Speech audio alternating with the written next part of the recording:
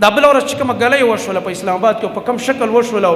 دا انټرویو نه راځه او دا تبصرې راځي په ژوند کې مونږ وایي داسې ګلۍ نه ولیدلې په ژوند کې مو نه ولیدلې دا د الله عذاب وکړه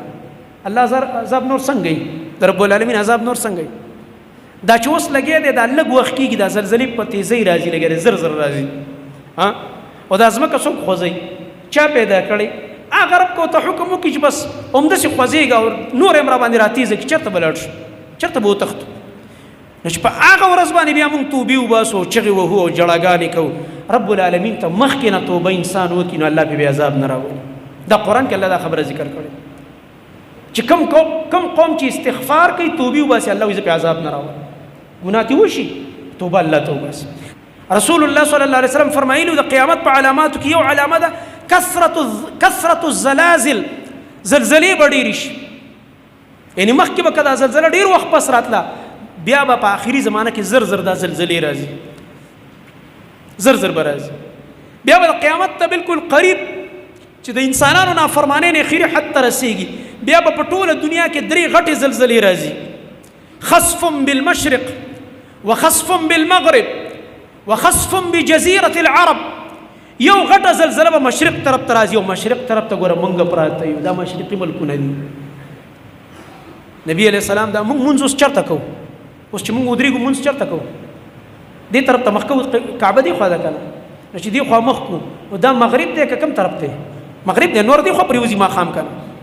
نو چې دا هغه مغرب شو نو دا زموږ طرف څه شو مشرق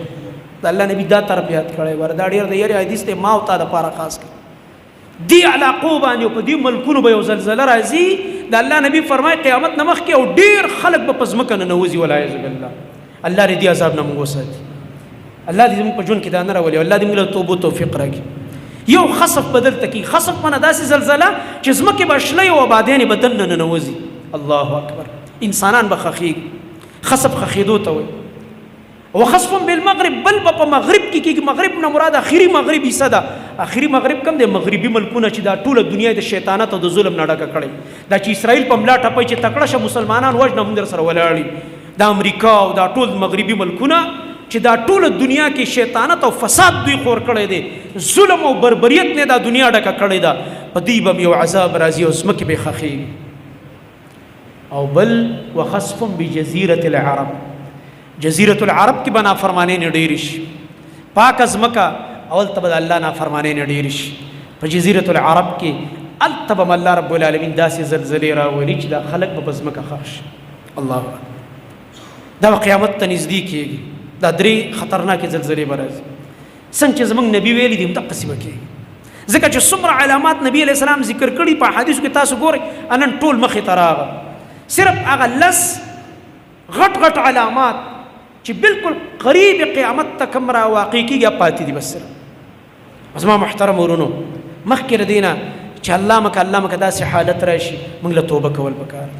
نو ما درته یو مثال ذکر کړو د فرعون چې فرعون په کم ټایم کې توبه وکړه چې کم ټایم کې اوبو راګیر کړلو نو دوی ویلې چې آمنتو ما ایمان راوړی په هغه الله چې بني اسرائیلو په ایمان راوړی موسی علیه السلام او انا من المسلمین او زه اوس د مسلمانانو نه یم نو الله ورته ویل الآن خو اوس ایمان راوړی اوس خو ټایم نه دی اوس ټایم ختم شو چانس ختم شو رب العالمین هم دا قانون دی د توبې دپاره یو ټایم مقرر کړی دی دې ټایم کې توبه وباسه ګوره که د دې نه ټایم واوړېده بیا توبه نشته او سم ډېر ټایم یې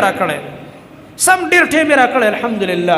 موږ د رب العالمین مخې ته هېڅ بانه نشو کولی چې یا الله توبه مې ایستله خو هېڅ ټایم دې رانه کړو خو هیله م ګناه وکړه او تا د مرۍ نه راونیولو نه الله دا نه کوي